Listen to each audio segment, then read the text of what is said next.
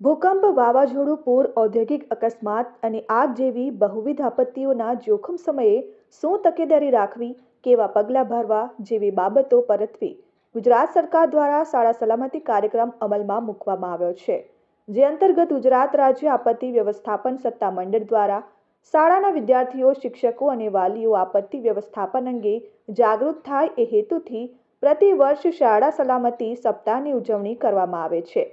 ત્યારે ઓલપાડ તાલુકાની પ્રાથમિક શાળાઓમાં શાળા સલામતી સપ્તાહ 2025ની ઉજવણીનો પ્રારંભ થયો છે.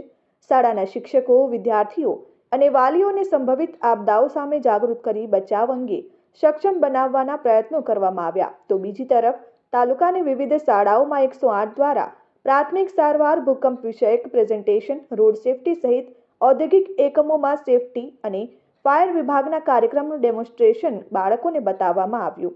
ત્યારે ઓલપાડના બીઆરસી કોઓર્ડિનેટર બ્રિજેશ પટેલે આ અંગે વધુ માહિતી આપતા જણાવ્યું હતું કે સાવચેતીના અને સલામતી બાબતે માર્ગદર્શનના શુભ હેતુસર યોજાતા આ કાર્યક્રમનો શુભારંભ રાજ્યના મુખ્યમંત્રી ભૂપેન્દ્રભાઈ પટેલ સપ્તાહના પ્રથમ દિવસે બાયસેગના માધ્યમથી કરાવ્યો હતો, જે અંતર્ગત ઓલપાડ તાલુકાની વિવિધ પ્રાથમિક શાળાઓ પૈકી સાયણ પ્રાથમિક શાળા ખાતેથી શાળા સલામતી સપ્તાહ 2025ની ઉજવણીનો શુભારંભ કરવામાં આવ્યો છે.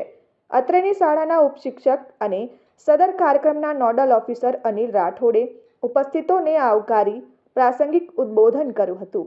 આ પ્રસંગે સુબોધ કુમારસિંહ, મમતાજી, ગૌરવ જોશી, શત્રુઘ્નસિંહ, રાજશેખર, કે.જે. રેડ્ડી સહિતની એનડીઆરએફની ટીમે વિવિધ કુદરતી તથા માનવ સર્જિત આપત્તિઓ સંદર્ભે ડેમોન્સ્ટ્રેશન દ્વારા સૌને માર્ગદર્શિત કર્યા હતા. અંતમાં શાળાના ઇન્ચાર્જ આચાર્ય પ્રજ્ઞા મહિડાએ આભાર વિધિ આટોપી હતી. Jignesh Thakor, RN news, Olpad.